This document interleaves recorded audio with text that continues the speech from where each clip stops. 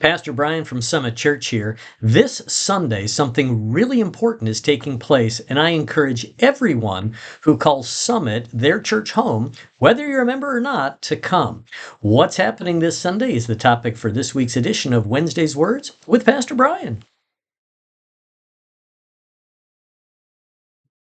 So, what's happening that's so important? It's our annual business meeting. Now, I know that an annual business meeting probably sounds really boring to some of you.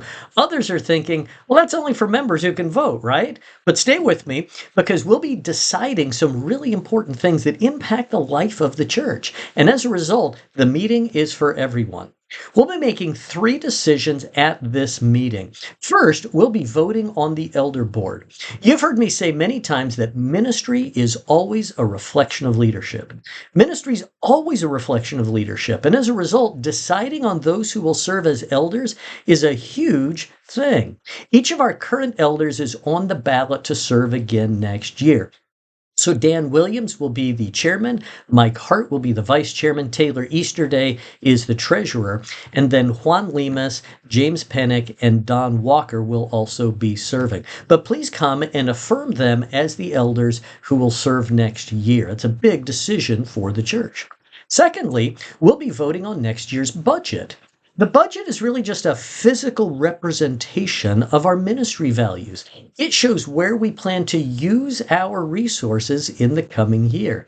Now, giving's been down for the last couple months. I went over that the first Sunday of this month. We're projected to finish this year behind, and that made preparing next year's budget really difficult this time around.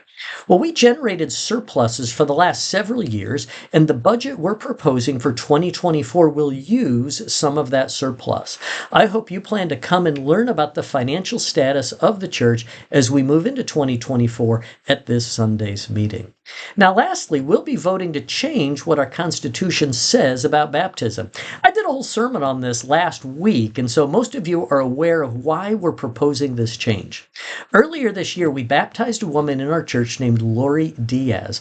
Lori is confined to a motorized wheelchair, and there's no way we could dunk her under the water for baptism, so we baptized her by pouring water over her head.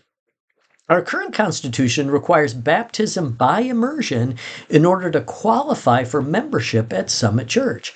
So essentially, we did a baptism for someone, but that baptism that we did doesn't meet the qualifications for membership. The proposed change will fix this by removing the requirement for immersion from the Constitution and adding a new bylaw that explains our beliefs and our practices on baptism. As a Baptist church, we practice what's called believer's baptism. That is, a person gets baptized after they have made their own decision to follow Jesus. And the Bible says that baptism is a symbol of Jesus' death, burial, and resurrection. And since immersion under the water is the best picture of Jesus' burial, we will continue to practice baptism by immersion unless we're prevented from doing so by a person's physical disability like Lori or a medical condition. Suppose someone's at the hospital. Our theology about baptism really is remaining the same, but we're making allowances for cases like Lori where immersion isn't possible.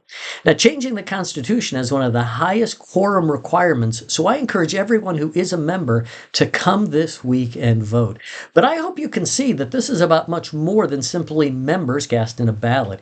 Each of these decisions will affect the life of the church, so I encourage everyone at Summit to come participate in our annual meeting this Sunday after the second service.